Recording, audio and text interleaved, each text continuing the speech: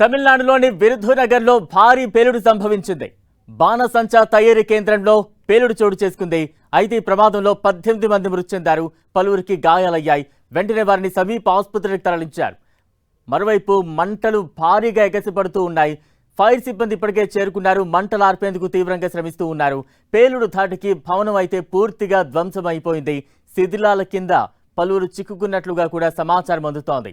మృతుల సంఖ్య మరింత పెరిగే ప్రమాదం ఉందని సంఘటనా స్థలంలో సహాయక చర్యలు చేపడుతున్న అధికారులు చెబుతూ ఉన్నారు.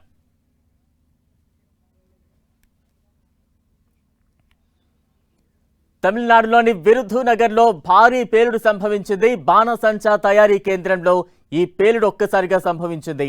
ఈ పేలుడుతో 18 మంది వరకు మృతి చెందారు, పలువురికి తీవ్ర గాయాలయ్యాయి. వారిని సమీప ఆసుపత్రులకు వెంటనే తరలించారు. అయితే ఇప్పటికీ భారీగా మంటలు ఎగసిపడుతూ ఉన్నాయి. సమాచారం అందుకున్న వెంటనే ఫైర్ సిబ్బంది అక్కడికి చేరుకున్నారు. మంటలార్పే ప్రయత్నం చేస్తూ ఉన్నారు. అయితే పేలుడు ధాటికి భవనం అయితే పూర్తిగా ధ్వంసమైపోయింది. ఇంకా శిథిలాల కింద పలువురు చిక్కుకున్నట్లుగా సమాచారం అందుతోంది. మృతుల సంఖ్య కూడా మరింత పెరిగే అవకాశం ఉందంటూ కూడా అప్డేట్స్ వస్తూ ఉన్నాయి. ఇక సంఘటనా స్థలంలో సహాయక చర్యలు కొనసాగుతూ ఉన్నాయి.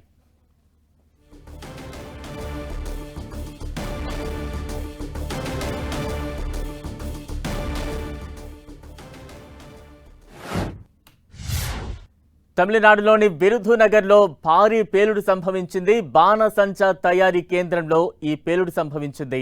అయితే 18 మంది మృతి చెందినట్లుగా, మరోవైపు పలువురికి తీవ్ర గాయాలైనట్లు, గాయపడ్డ వారిని వెంటనే సమీప ఆసుపత్రికి తరలించినట్టుగా అప్డేట్స్ వస్తూ ఉన్నాయి. ఇప్పటికీ భారీగా మంటలు ఎగసిపడుతూ ఉన్నాయి.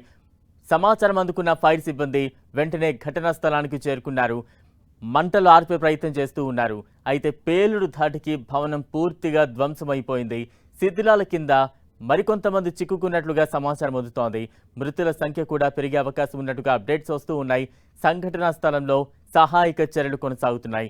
దానికి సంబంధించి పేలుడు సంబంధించిన దృశ్యాలు ఒకవైపు మనం చూస్తూ ఉన్నాం. దట్టమైన పొగ అలుముకుంది. మరోవైపు ఫైర్ సిబ్బంది అక్కడికి చేరుకున్నారు. మొత్తం మంటల్ని అదుపు చేసే ప్రయత్నం చేస్తూ ఉన్నారు.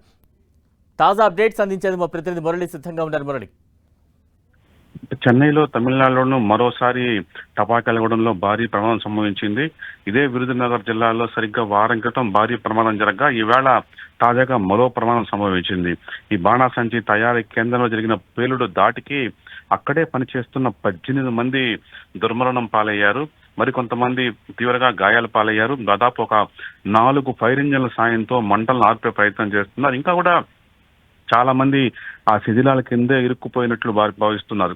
ప్రధానంగా మంటల భారీగా ఎగసిపడుతుండటంతో సహాయ కార్యక్రమాలకు చాలా ఇబ్బంది ఎదురవుతుంది. చాలా మంది దగ్గరికి వెళ్ళి లోపలికి వెళ్ళలేని పరిస్థితి కనిపిస్తోంది. మొత్తం ఇదొక టపాకాయల తయారీ గోడౌన్ గా తెలుస్తోంది. నిజానికి విరుధునగర్ జిల్లాలో పెద్ద సంఖ్యలో మనకు టపాకాయల తయారీ గోడౌన్లు కనిపిస్తాయి. ఇక్కడ తయారయ్యే టపాకాయలే దేశం అంతా దీపావళి నాటికి దేశమంతా కూడా ఈ టపాకాయల గోడలు వివిధ రాష్ట్రాలకు ఎగుమతి అవుతూ ఉంటుంది. ఇక్కడ దాదాపు ఏడాది పొడుగునా కూడా టపాకాయలు తయారు చేస్తూనే ఉంటారు. చుట్టుపక్కల అనేక గ్రామాల కింద ఇక్కడ వీళ్ళకి ఒక ఉపాధి లభిస్తూ ఉంటుంది ఈ టపాకాయల తయారీ కేంద్రం ద్వారా. ఇందులో చాలా టపాకాయల దుకాణానికి లైసెన్స్ ఉంటాయి, చాలా వాటికి లైసెన్సే ఉండవు. మొత్తంగా ఇవాళ ప్రమాదం జరిగిన టపాకాయల దుకాణానికి ఆ గోడౌన్ కి మొత్తంగా లైసెన్స్ ఉందా లేదా మాత్రం మరి కాసేపట్లో తెలిసే అవకాశం ఉంది. మొత్తంగా ఇవాళ ప్రమాదంలో 18 మంది మృత్యువాత పడ్డారు. ఇందులో మహిళలు ఎక్కువ సంఖ్యలో ఉన్నట్టుగా ప్రస్తుతం మనకు అందుతున్న సమాచారం. అయితే అఫీషియల్ గా ఇంకా స్టేట్మెంట్ రావాల్సింది. మొత్తం అధికార యంత్రాంగం, ఫైర్ సిబ్బంది, అట్లాగే రెవెన్యూ అంతా కూడా సహాయ కార్యక్రమంలో పాల్గొన్నారు. Right, thank you Murali.